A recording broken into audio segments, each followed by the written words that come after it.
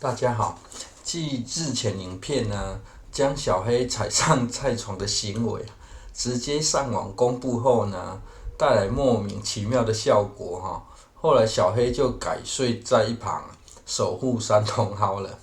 也不知是自省或是要将功折罪，洗刷罪名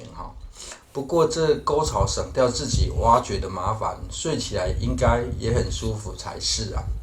进入中央种植区由于这玉香南瓜对于种植位置适应良好所以决定让它改筑独栋透天的棚架，更为舒服中央种植区本来算是留作玩乐区的用途所以想怎样种就可以怎么种通常主慢摘心的作业也暂时不做反正就不是以追求最高效率或产量的方式种植不选择设施搭配作物生长，反而是让作物搭配棚架设施来生长不然让玉香南瓜直接在地上爬会更轻松而且一颗南瓜就可以长很多颗果实了。先试吃口味后是否喜欢，明年再认真研究一下而这样做的目的也有避免下雨淹水时的麻烦除了种植的位置比较高之外内部还有收纳拔除的杂草用途另外烧除草木灰时草籽未必能完全燃烧干净也有集中施肥与管理的规划影片后段再进行说明由于棚架的间距比较宽虽然说南瓜的触须不少但是虚而其表的触须并不会像百香果、苦瓜或是豆科植物自己会缠绕上爬，所以得用夹子或是绑绳加以固定固定的位置就选择在每个转折处固定的方式特别注意让叶片朝上若是侧蔓比较多，适度的进行修剪会更容易固定至于若是藤蔓长度不足找不到适合的方式固定，则可以暂时固定即可反正就算是固定好，作物末端继续生长，通常会有向光性很难会照自己的想法生长加上太阳会随季节偏移除非你有能力控制日照的轨道不然只要从头部分阶段进行调整固定就好了，这样立体化的效果就可以出来了。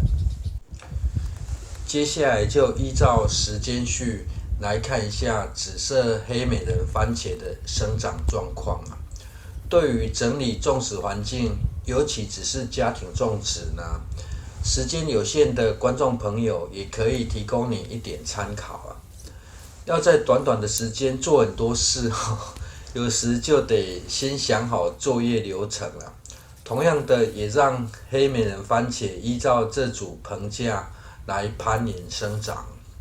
而种植黑美人番茄有个比较特别的要求就是它的果实需要日照，才有办法让它由绿色转紫色成功而要让日照采光更为充足的简单办法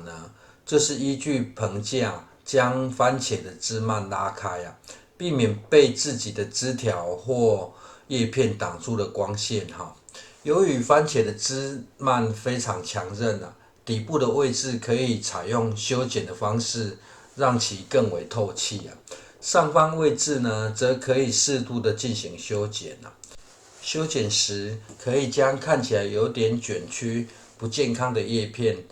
优先列入修剪另外无生长空间或是会挡住光线的枝蔓也可以修剪掉这在进入农历过年期间由于天气不好，日照比较少，转色的速度变慢不少算是非常可惜没有机会分享给亲友尝鲜但好奇的人是有拔下来吃据说苦苦的一看才发现另一面还没有成熟只有半面转色成功另一面仍是绿色的但能吸引众人的好奇也算是另一种成功的开始另外一侧这株呢，棚架则需要再添加支撑啊。在有限的资源下呢，材料能省就省之外边生长边进行补强棚架也是一种方法啦。当然，采用直接串接竹棍是比较简单的方式啊，但这样有点浪费所以选择将竹棍夹在中间的位置啊，这样还可以让一旁的棚架密度提高啊，刚好可以提供给两株中间新品种的四季豆攀爬。虽然说棚架后来看起来有点奇怪但是不对称的结构呢，也算是一种特别啦。别被对称的习惯制约太久毕竟大家是要种菜或是蔬果又不是要种棚架，何况这只是家庭种植就糟了我跟你自己吧。而固定棚架的方式呢，使用束带进行固定，对于新手而言呢，会简单省事不少但固定后记得要再使用镊子将束带拉紧就可以了。棚架补墙搭设完毕之后呢，可以简单看一下透气的状况若是没有强风吹袭呢，则只需要将主幔固定住了。至于已经拉开侧幔的这株呢，子幔无法直接固定的话，则可以等待它继续生长，日后再进行固定修剪后呢，立起就简单透气了不少接下来这是制作草木灰与生物炭的插曲由于喜欢物尽其用与省事的方式这些院子一角的咸丰草呢，赶在过年前做个清理为了以绝后患这些带有草籽的杂土呢，思考后决定把它纳入酵素发酵的实验处理方式而原本清除下来的咸丰草呢，已经被这炼丹炉草木灰化了院子上半部算是初步完成净空了而如果有大量的草要快速消化掉呢，采用的方式可以用土掩埋，这可以参考反季节种植区的影片还可以养出非常好的引粪土若是要用火化的方式呢，也可以烧成草木灰或是生物炭两种处理方式之前已经有拍过实际做法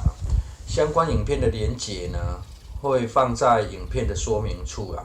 没有继续拍摄的原因呢，是因为清理时扫到一颗球